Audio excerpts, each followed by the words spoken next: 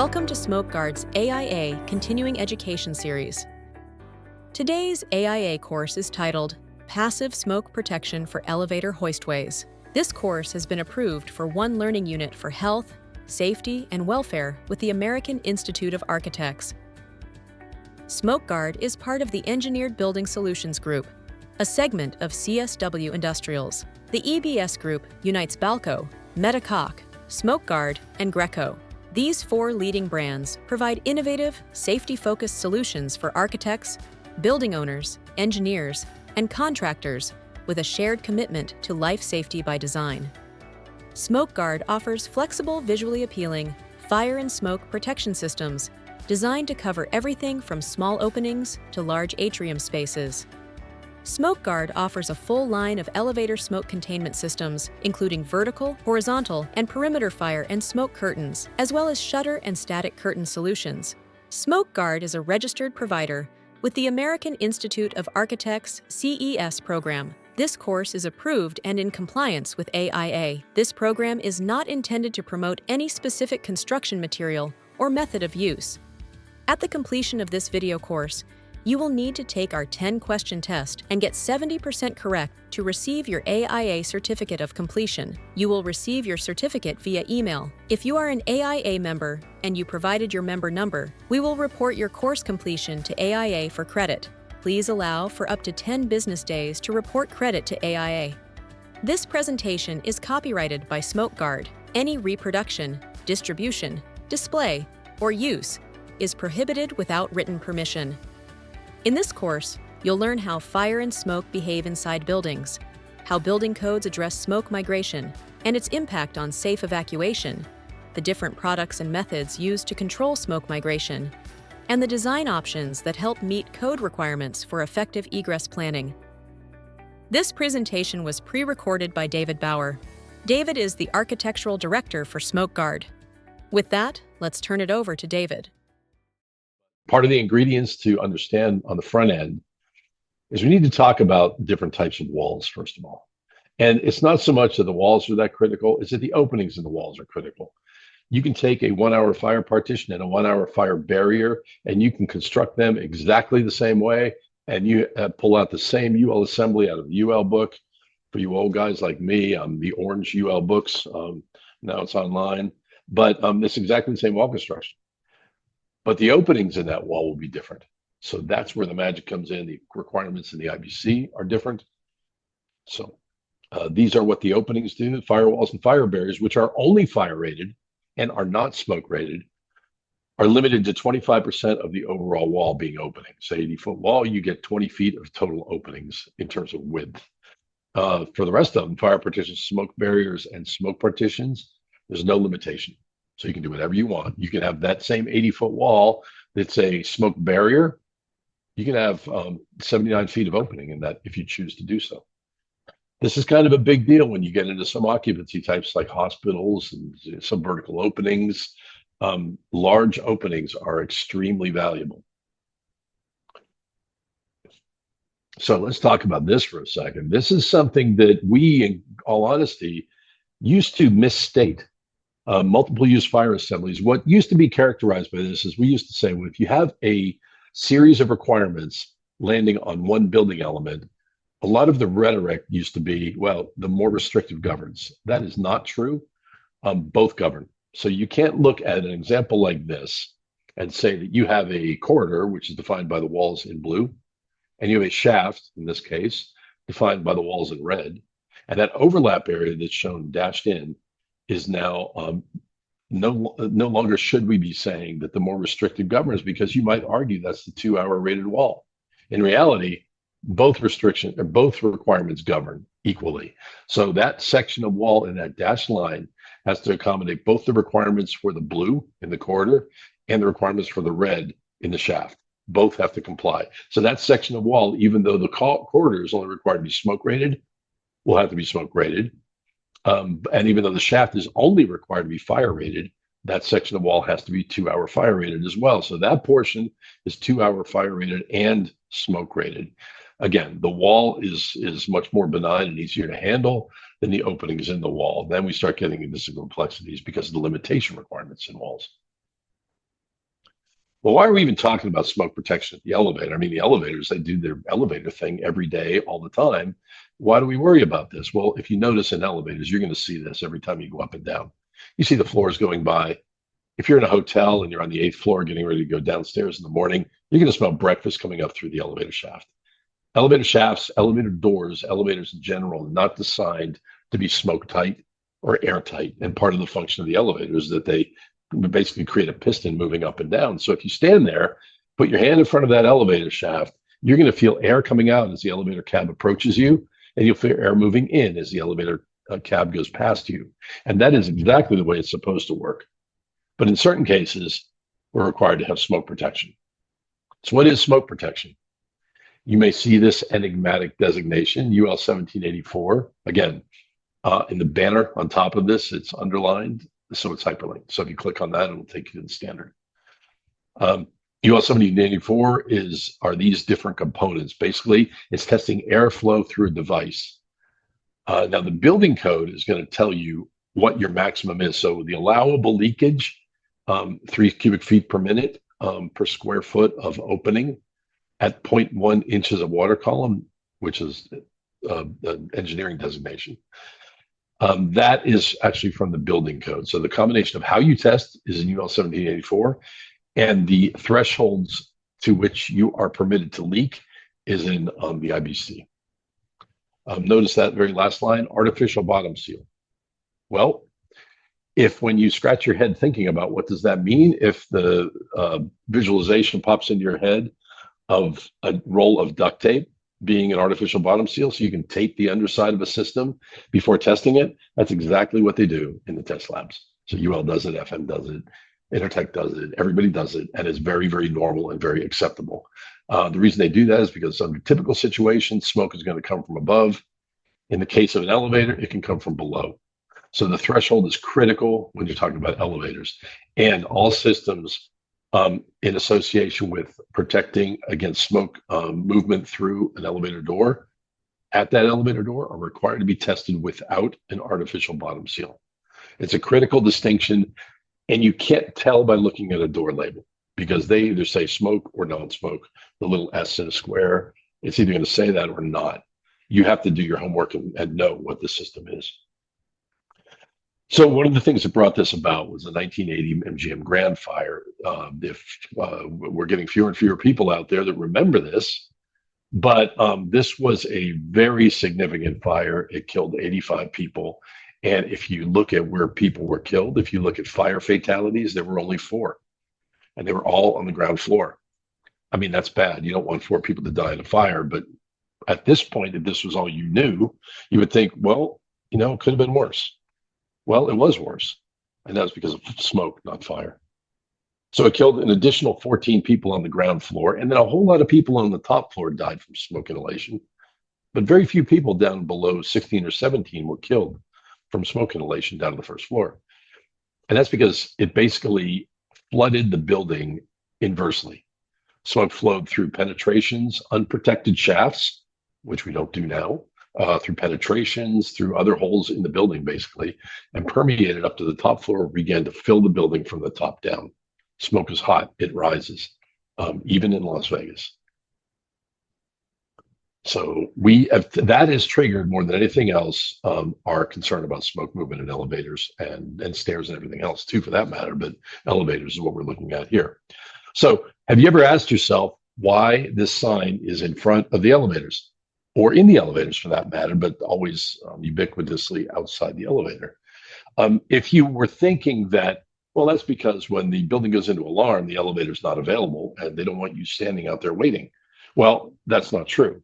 The elevator potentially is fully functional anytime, even in the building's in alarm. The elevator goes through 3 different phases of operation. Its normal operating phase, which we're all familiar with. There's phase 1, emergency recall, which is when the elevator descends back down to the level of exit discharge and locks the doors open and stays in place. You can't break it loose. You can go in and push buttons all day long. It's not going to move. The only thing that makes it move is when the fire department shows up with their key. They turn the key in that keyhole outside the elevator on the level of exit discharge. Now the elevator moves into phase 2, emergency recall. Basically, analogous to its normal operating mode, except that it's in manual.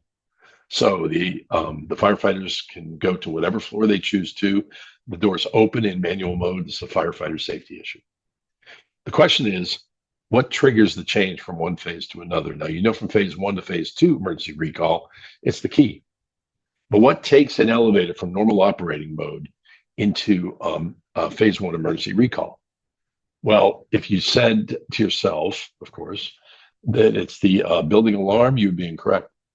That's what I thought for years and years. The actual answer is the smoke detectors associated with the elevator. Those immediately outside the elevator doors, in the top of the shaft, and in a machine room if you have a machine room. Those are the only things in the United States that transition the elevator from normal operating mode to phase 1 emergency recall. It has nothing to do with the fire control panel. So back to the sign sitting outside the elevator, if there is a fire in the building, but it's not at that elevator, or at least not there yet, that elevator is in normal operating mode, despite the fact that the building is on fire. That's all specified in the elevator code. So the elevator code is referred to in the building code as a document with which we have to comply with regard to elevator installation in buildings. Almost none of us have ever read this thing. There are 10,000 documents in the IBC. Refer us elsewhere for more information or to something with which we have to comply. This is no different. We are responsible for the information in this. There are only a couple of things that we need to worry about, but the specification of how the elevator transfers is in this document. So it's important to understand for coordination of different events as we go through. And there are a couple other things you need to know as well. We'll cover that in a moment. Okay, first of all, there are multiple locations in the building code in which we need to look to determine whether or not we are required to provide smoke protection at an elevator door. This is probably the first one.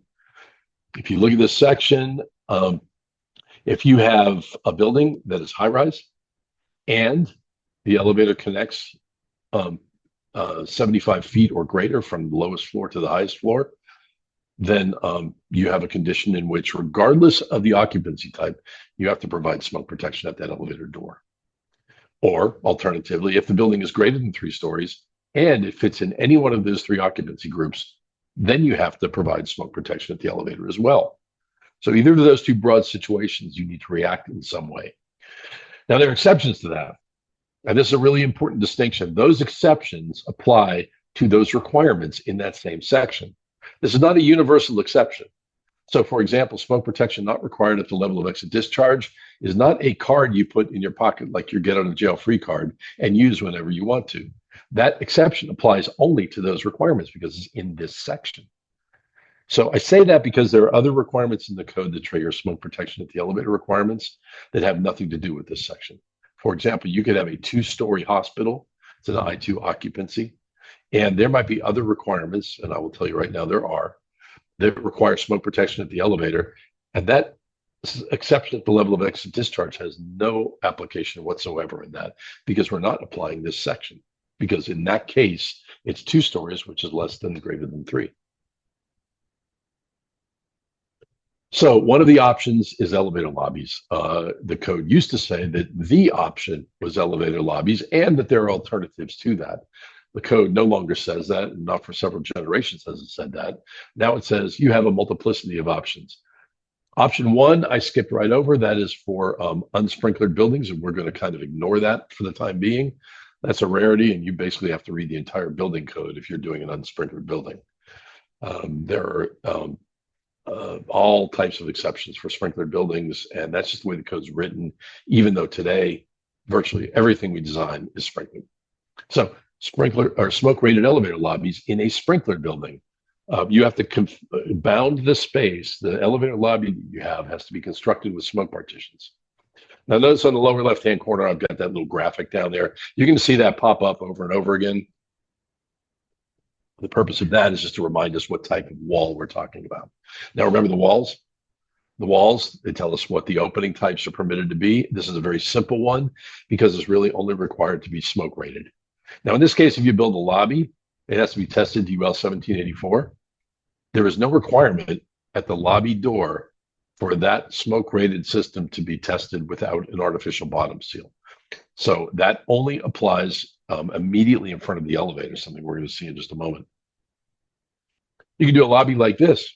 You can egress through a lobby. It's one of the only spaces in the building through which egress is permitted. Normally, you can't go through an ancillary space, but you can in this case. But if you do, it's important that you pay attention to details. This is very, very common in hotels. You'll see this all the time. So that brings us to this question. What's wrong with this picture? Now, if you look at that for a moment, you would think at first, it's like, well, they have doors. You're enclosing a lobby. I can egress through a lobby. There's a label on the door. From this point, I don't know whether it's correct or not. But look carefully at the doors and then look at the far end of the corridor. You see that exit sign down there. We know there has to be a secondary means of egress, and we don't see it in this picture, so it must be behind us. So now we know that you're going to have to egress either direction through this lobby. So that's your big hint. Can you do that? Well, no, you can't, because since the doors on either end of the lobby both swing into the lobby, at some point as you pass through the lobby, you'll be presented with a pair of doors that swing against the direction of travel. And with an occupancy greater than 50, you can't do that. And we will get to that point very, very fast. This building certainly is in that category. So whichever way we're going, we don't have proper egress in here. This is a very, very common mistake. It's an easy mistake to make. Well, I will say it's easy to make just because I see it made a lot. What else might be wrong with this picture? Well, this is something you can't see, and that would be the label. So think back about what we learned a moment ago about elevator lobbies. They're confined with smoke partitions. Openings of smoke partitions are required to be smoke rated, not fire rated. Now, in this case, they gave us a fire rating. We appreciate that. That's great. It's more than we needed, but that's okay. But what we don't have is an S label, that little square with an S. It's not on there. So we do not have smoke rated doors. So even though they've given us fire rated doors, they haven't given us what we need in terms of smoke rating. So this lobby actually does nothing, and we have to egress through it, and it blocks our egress. So this is actually worse than if they'd done nothing. So this is an easy mistake to make in elevator lobbies. We see it made a lot. How about this? This is in a hospital. So we know we have to egress through this lobby, right? There's an exit sign on the other side. I don't know if we egress in the other direction. It's immaterial with respect to this quick analysis here. But we have doors on the near side of this lobby that go in the correct direction and flow in the direction. They open in the direction of egress travel. So we're fine on this side. You get to the far side, you get the opposite problem. So here we have very much the same situation. So how do you get around this altogether? I mean, you can get around it by being super careful, but you can in many cases spend less money and have an easier process by avoiding the egress issue altogether. What if we did something like this? Option 3 permits additional doors.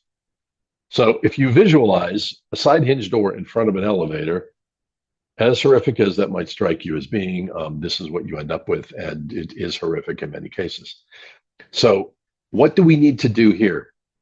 The element that drives this in the building code is the requirement for smoke rated doors. So we know these doors need to have an S label on them. But we also know that any smoke rated door in front of an elevator is also required to be tested without an artificial bottom seal.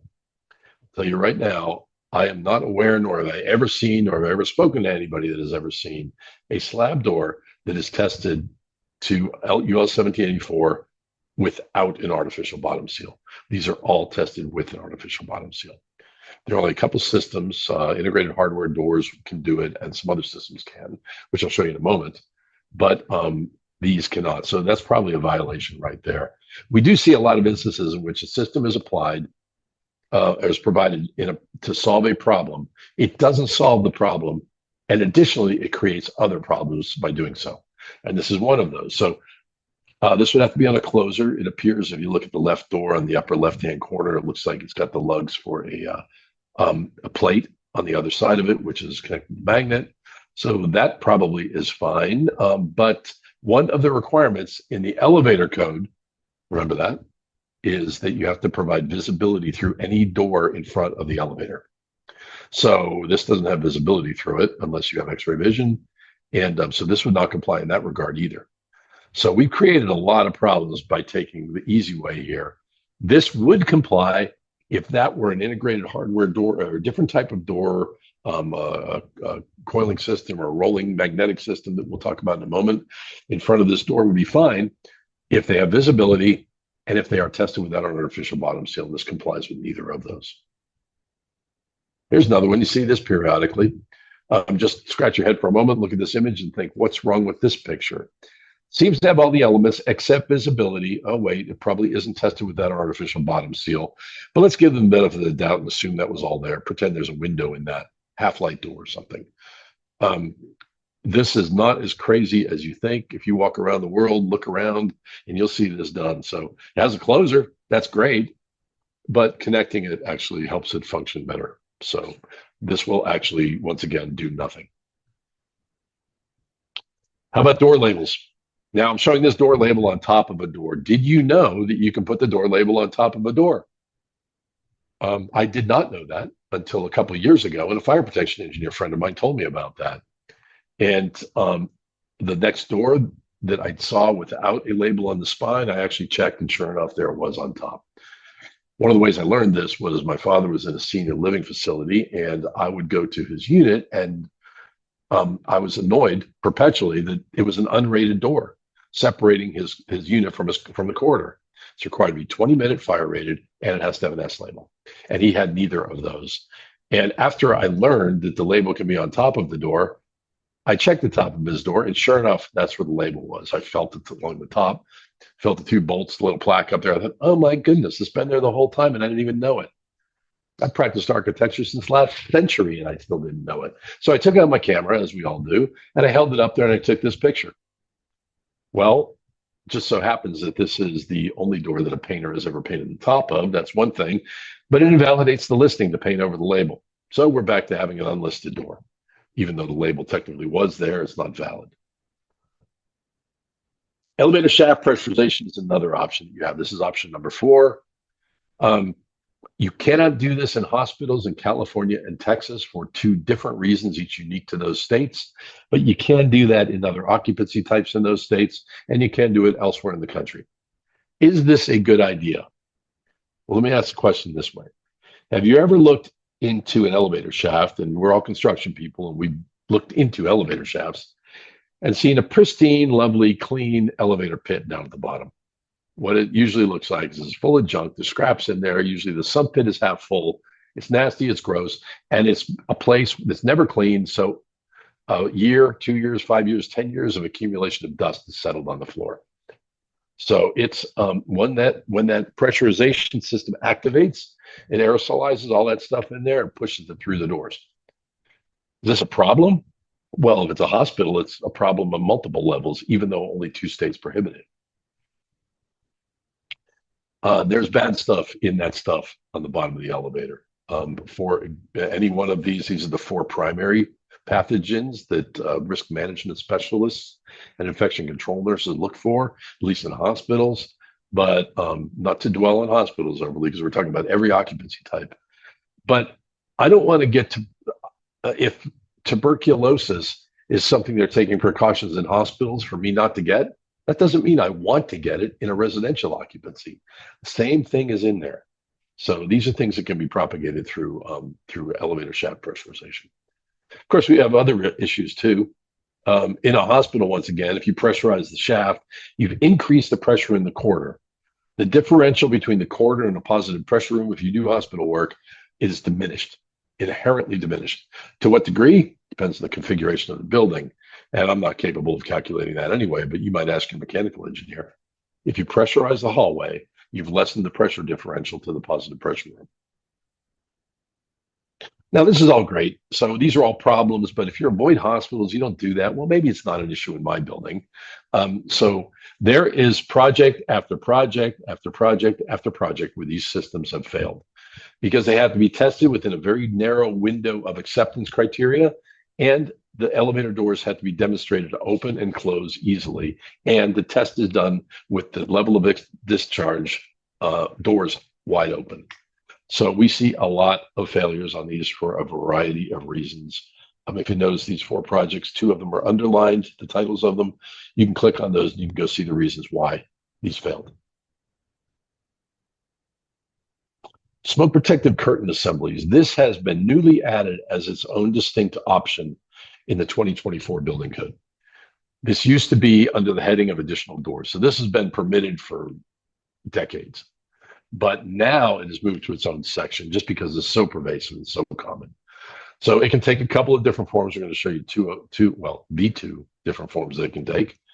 But it looks like additional doors in terms of the protection afforded. So it is the smoke rating provided right immediately in front of the fire rated elevator doors.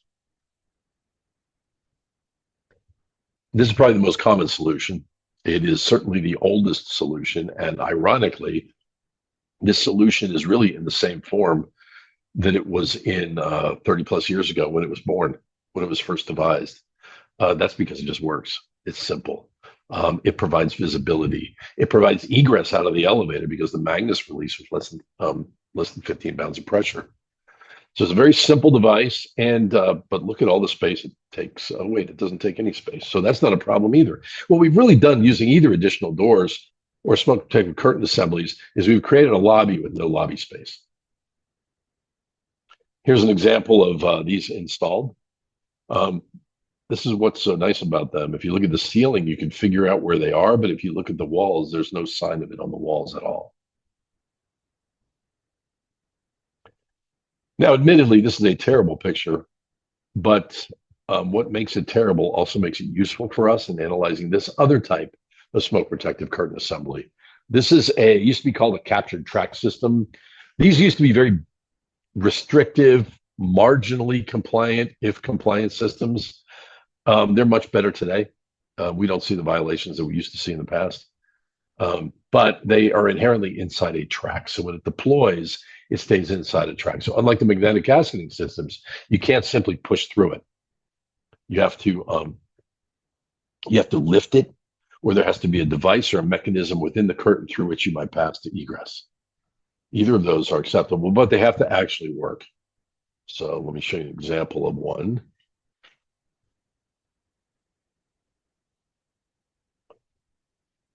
This is in a 4-story apartment building, and not exactly an OSHA compliant method of triggering a smoke detector.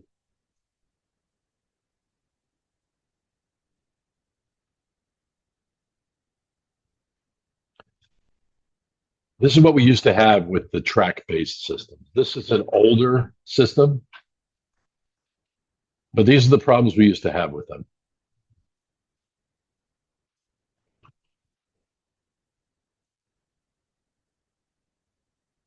This was actually a test conducted by the elevator inspector. You want to see these things deployed to make sure that they were acceptable to the elevator code.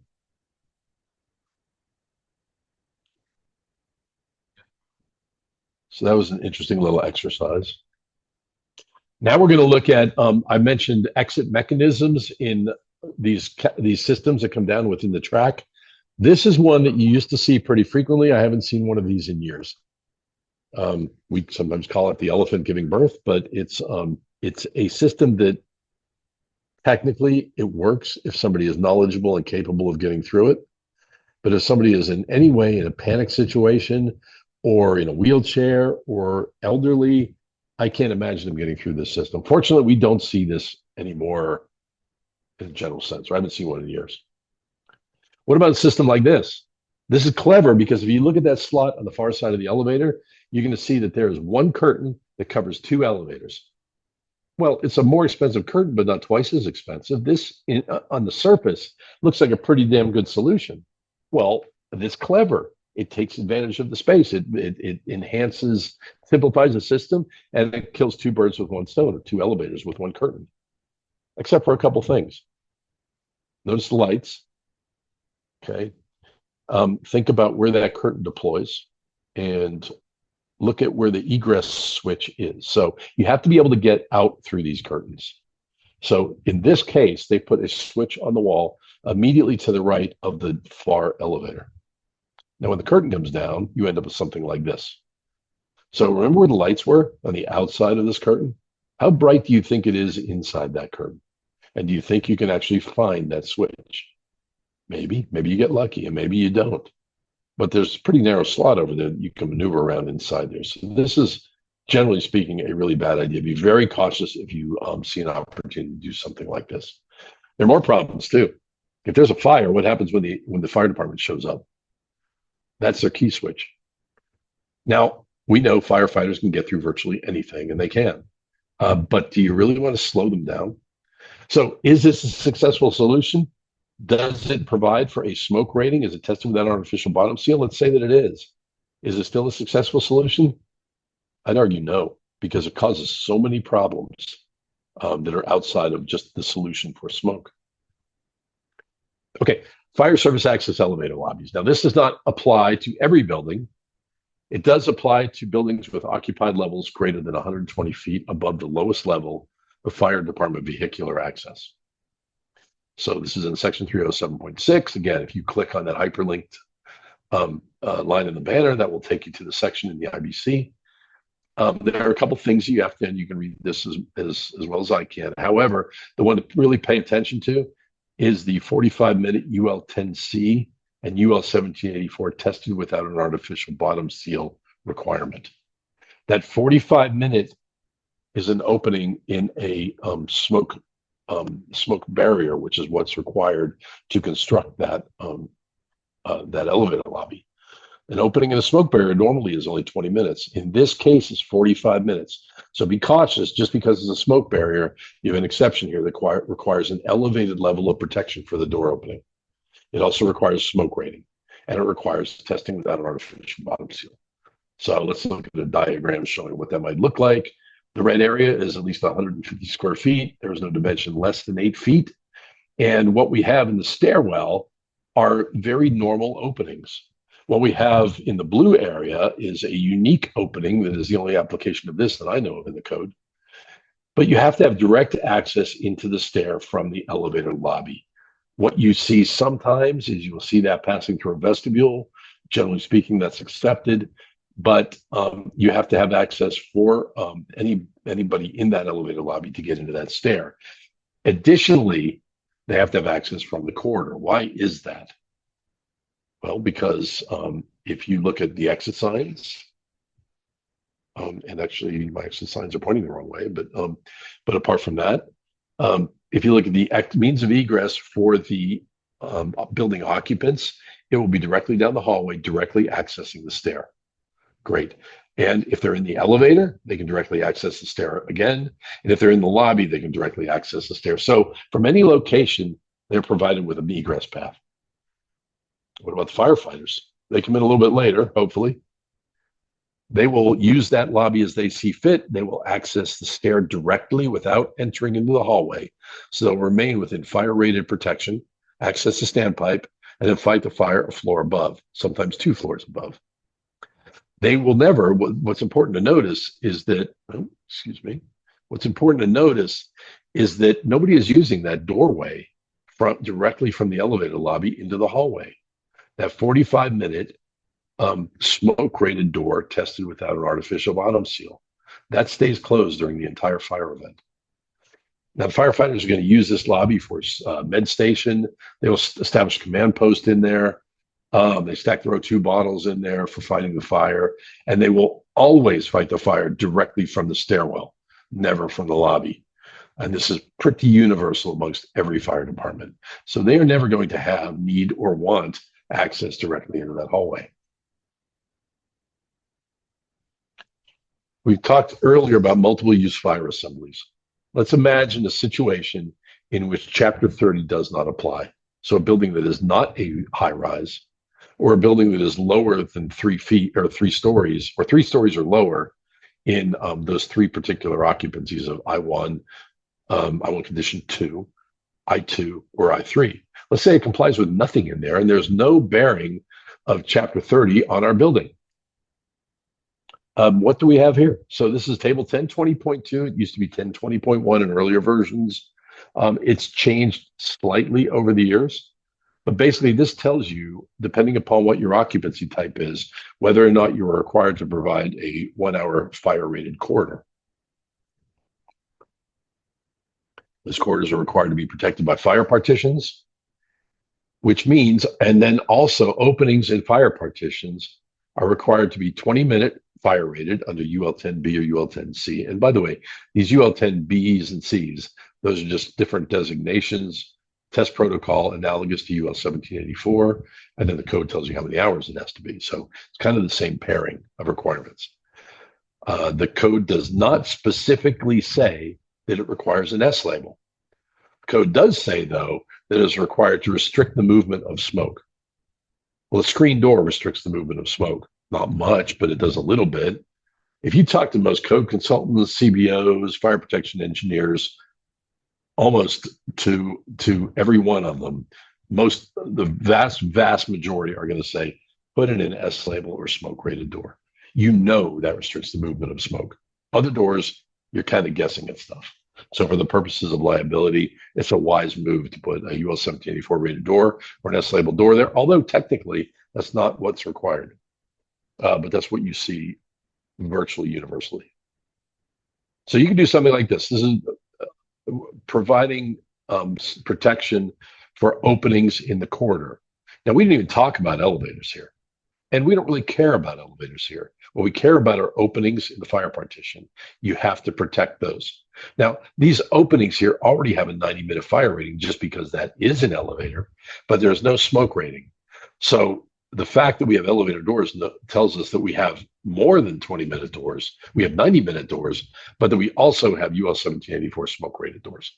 So again, this is very similar to this is exactly what we talked about early on with multiple use fire assemblies. Now, if you do something like this, normally you would just have to have smoke-rated elevator lobbies. But in the case of fire-rated corridors, now all of a sudden you have the same thing at that entry point. Really the same argument, the same requirements applied. So what about this besides that crazy door hardware? This is the first floor, as we can tell by the elevator, little star one. This is the first floor of a hotel. And since the corridor that you can see back in the background is not separated from this becomes part of the corridor. It is part of the corridor. So even though it's on the ground floor, corridor walls are required, and residential occupancies are required to be constructed as fire partitions. And these openings and fire partitions are required to have a smoke rating. This design team realized that, and they put the doors down there that presumably were intended to be smoke rated. But there are a couple things wrong with this too. So let's look at a couple of those. Is there a listing on this door? Well, there may be. It'd have to be on top of the door. So we'd have to check that. And I did not check that on this project, but from the spine of the door, we can't tell. You would have to check on the top of the door to see if it's tested and has a smoke rating. I will tell you right now, even if it has an S label, it's not tested without an artificial bottom seal, which once again is required in front of the elevator. But you have to ask yourself, does that apply? A valid argument is no, because all we're satisfying is a requirement for an S label and a door through a fire partition. What else do we have? If you put anything in front of an elevator door, any kind of an opening device for any reason, the elevator code doesn't care what drives it in the building code. You have to have visibility through that device. So regardless of whether this is required by Chapter 10 or by Chapter 30, it doesn't matter. It has to have visibility through it regardless. Let's talk quickly about smoke-rated corridors in hospitals. So hospitals have to have corridors constructed with smoke partitions, except in California, where they have to be constructed with fire partitions. Watch your state exceptions.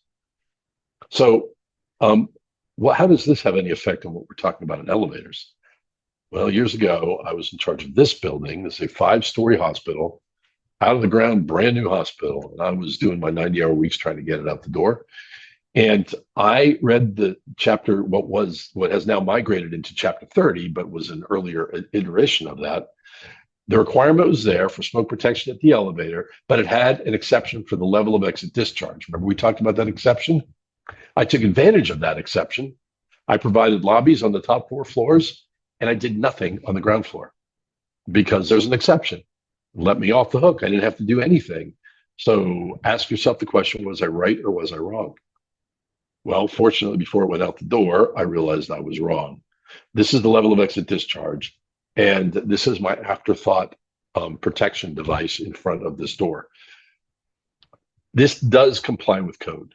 I personally, my own taste, I don't know that I solved it in the most efficient, effective way possible, although it was not incorrect. I provided a system that provided an S label around this door because these corridor walls are constructed as smoke partitions.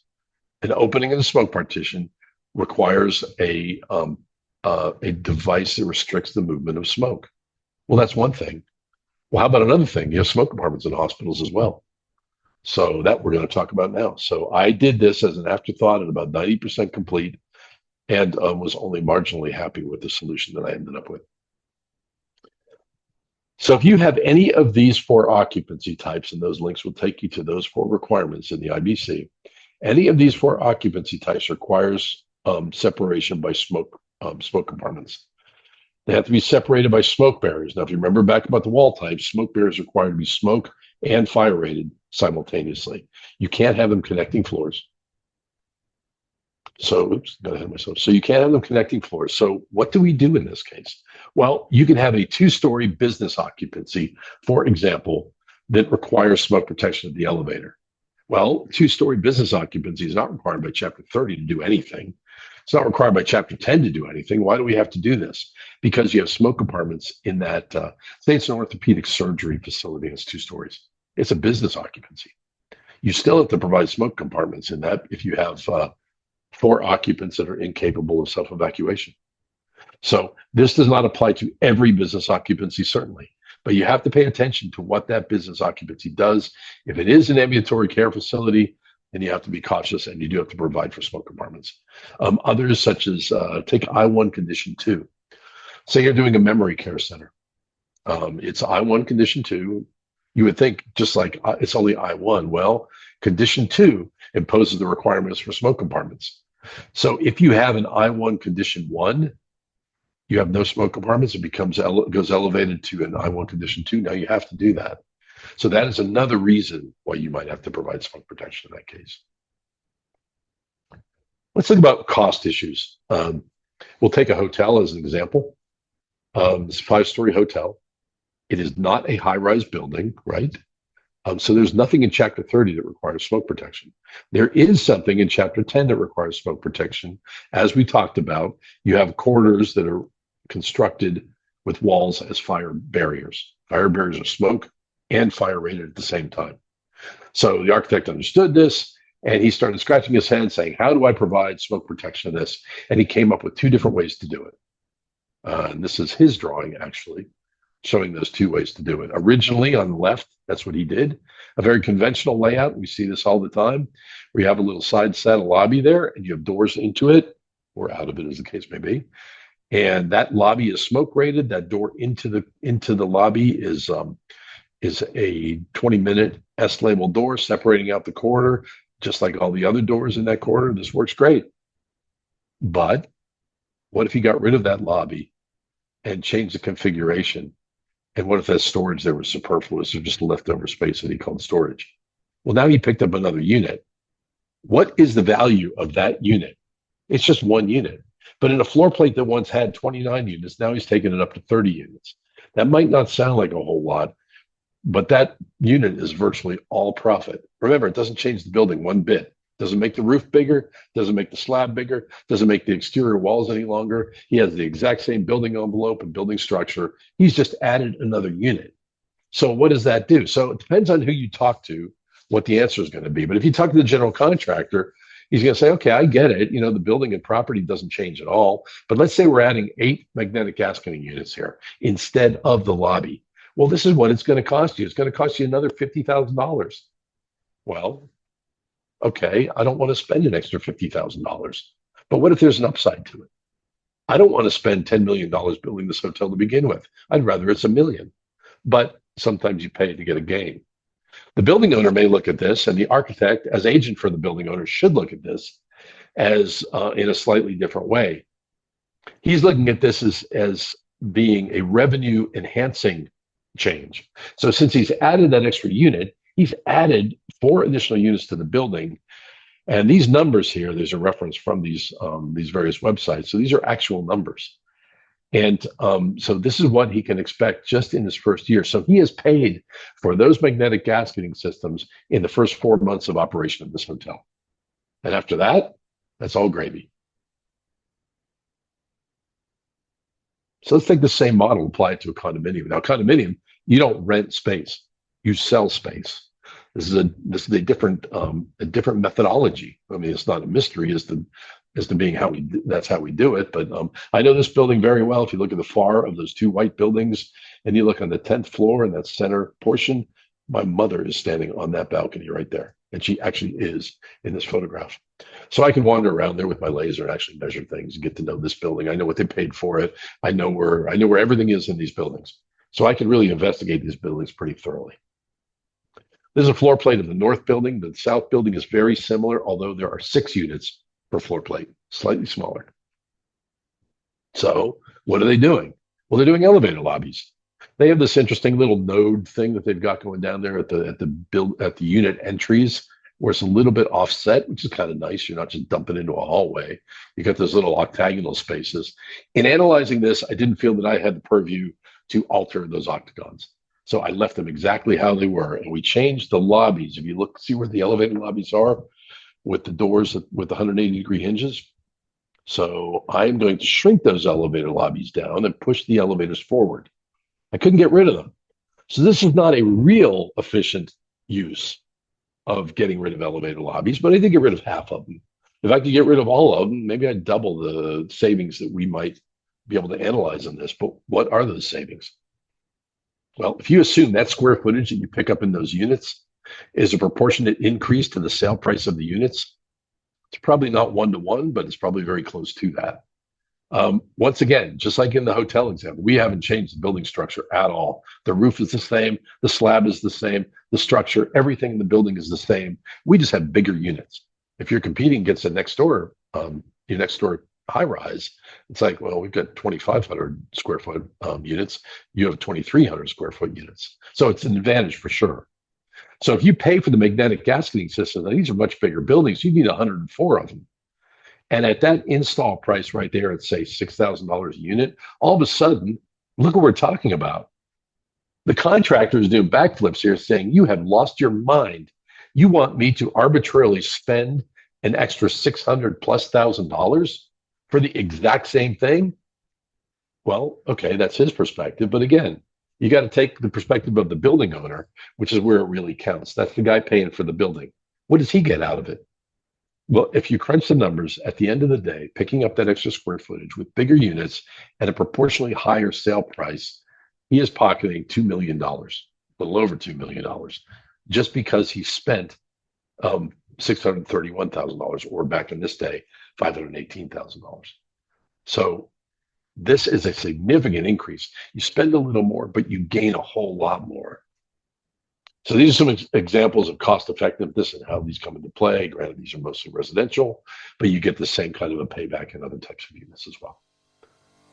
This concludes our AIA Continuing Education On-Demand presentation. On behalf of SmokeGuard and the EBS Group, thank you for your time and attention. As a reminder, you'll need to complete a 10-question test to receive credit for this course. Simply click the test button below to get started. After completing and passing the test, you will receive your AIA Certificate of Completion by email to the address you provided before taking the test. If you're an AIA member and you provided your member number, we'll submit your credit directly to AIA on your behalf. Please allow up to 10 business days for your credit to appear on your AIA transcript. To recap, SmokeGuard's core offerings include standard and custom elevator smoke containment solutions and vertical, horizontal, and perimeter fire and smoke curtains. If you would like information on any of our products, design support, or additional AIA presentations, you can contact our support team or visit our website. Additionally, the EBS Group offers AIA-approved courses on life safety products. Balco covers expansion joints, photoluminescent egress systems, and fire stopping. SmokeGuard focuses on fire and smoke protection solutions, and Greco offers courses on commercial architectural railings and code compliance. Scan the QR codes or visit their websites to explore all available courses. If you have any questions or would like more information on SmokeGuard, visit our website at www.smokeguard.com. Thank you again for your time and interest. We look forward to seeing you on our next AIA On Demand video presentation.